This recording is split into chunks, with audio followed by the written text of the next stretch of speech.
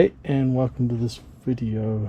Today I'm going to be installing this marine village pump into my 1973 Glendale camper. Almost forgot what we had. The reason why we're using one of these is because I put the shower right on the floor. Normally we'd have it raised up, but to give us more room because it's an old camper. It's only 6 foot something. I've gone with this, so this will sit underneath the camper. So we're going to screw these to the underneath of the camper itself floor, and then when we set this up, this will get screwed to this and everything will sit up under there. And this will be like a bit of a stone guard at the front if I can fit it in. It's a pretty tight space. And then our pump from our drain will run down the side and connect to this one. It's about the best and cheapest idea we came up with. I think I got this one for $54 Canadian. They vary from less than 100 down to the $54 range. Seems to be fairly good reviews. You have 3 wires. You have a continuous run, which is the brown one, like a negative, and then your positive automatic switch. So when it fills up, pumps out. So yeah, fairly cheap, affordable idea. If you want to lower the floor, if you have an old camper, you want to lower your shower floor, put a new one in right to the floor. You can get macerator pumps in that, but I think this is the cheapest, most affordable idea. So yeah, we'll this will finish just before, about a foot before the actual P-trap on this side, so then I can aim it out, bring its pipe down and kind of in without kinking it. The discharge pipe is just a dishwasher hose I got. I got a 10 foot, but I might have to change that to an 8 foot, get an 8 foot one, because it's going to be sitting back further to where it discharges out. And then I've just run it up into where my vanity is and into the dishwasher connection into the black tank. So yeah, pretty simple. So yeah, I'll screw these in. I'll kind of show you how it sits in there. But yeah, it's pretty simple procedure, I think. Yeah, we'll get into it. So I just wanted to show you that. So what I've done is screwed the first two 2x4s up underneath, so they'll be like the front there, to stop any stones flicking up and hitting it. And then I'll screw this straight underneath. It'll just go straight underneath. That'll be the first one, and then I'll add the next 2, screw those together after that. So that just gets it held there. I'll whack a couple of more screws in the front once it gets the other 2 on there, up and under. So I'll give you a quick show of that. So that's what it looks like in. So on the back, so this is what we'll screw to one end, then down the other end. It's a little bit of a stone guard here. I've got this jack, so it's a bit of a tight spot. Yeah, and then our base here will, see if I can kind of lift it. We'll go up and in like that, and then screw up those pieces. A little hard to lift and get them at the same time. Yeah, and then our pipes, here's our P-trap. So our connection, come in here. I'll just go inside the channel here. I've got a cutout inside here to bring our pipe in, and then our drain pipe, the grey one down the end there, slides in through the channel from the other side, whips around. But yeah, I will shorten that. Discharge pipe, it's pretty long, about 2.5 feet long, so I might just get a 3 foot one.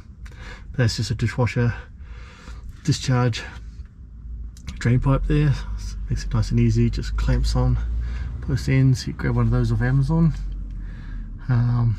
That's about it. And then yeah, I've just got to run the wires down my fuse box down to here, and that'll be about it. So yeah, get those wires run, I think. Gonna order me another hose, change that one out, and I think I'll put my drain pipe on from this end. I'll put it on onto the actual pump first, then thread it through, and then connect it after I kind of get there. Otherwise I think it's going to be harder to put it through and then try and clamp it to that, put it to that, thread it through, and hopefully that'll work. And I've got a bit on the wound here. I can twist it a few different ways, so we'll see how we go there. Okay, so I got it all in. So I screwed it up in there, like we showed you before how it was going to go up in there. That 2x4 stacks, and then this just screwed up underneath. A bit of a stone guard there, rocks flowing up. Over the far side we got our drain pipe and power coming in. Oh sorry, our discharge pipe and our power coming in on that side. And it just slips behind the channel just like this. This worked out pretty good. Let's get that. And got the prong on the end there. I just used this last weekend. Worked pretty well. I'll take you up top and put some water down. You can have a listen to it. It's not that loud you can't hear it, but I'll take you up and you can have a look at it. Show you what it sounds like. Okay, so the discharge line just ties in. I know it was said I was tying it into the black water tank, but I'm actually, don't worry, I'm tying it into the grey tank. I don't need to be filling up my black water tank more than it needs to, but I just got like a dishwasher fitting. I don't know if you can see like there, a bit dark. It just ties into that, and then jacks it in. Yeah, well, let's see if we can get it. So when it is filling up, it tends to get a bit of water in the bottom here because it's filling up the pump, kind of little reservoir there, and so there's a bit of time before it goes. But let's tip that in and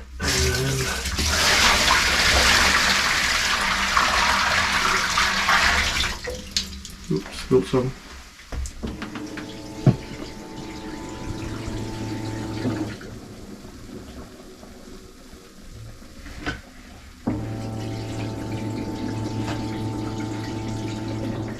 Yeah, so not very loud.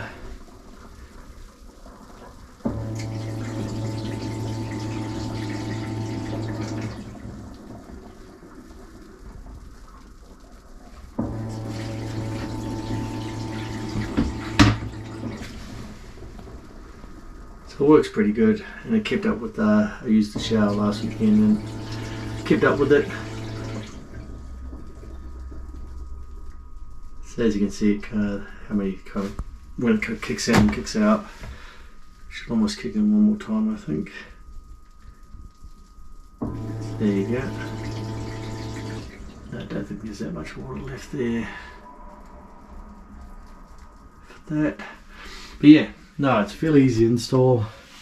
Just remember the wiring and so on. I'll put links up to the one I bought off Amazon, any other parts I used, and yeah, I think we're good on that one. So like, subscribe, and we will catch you later.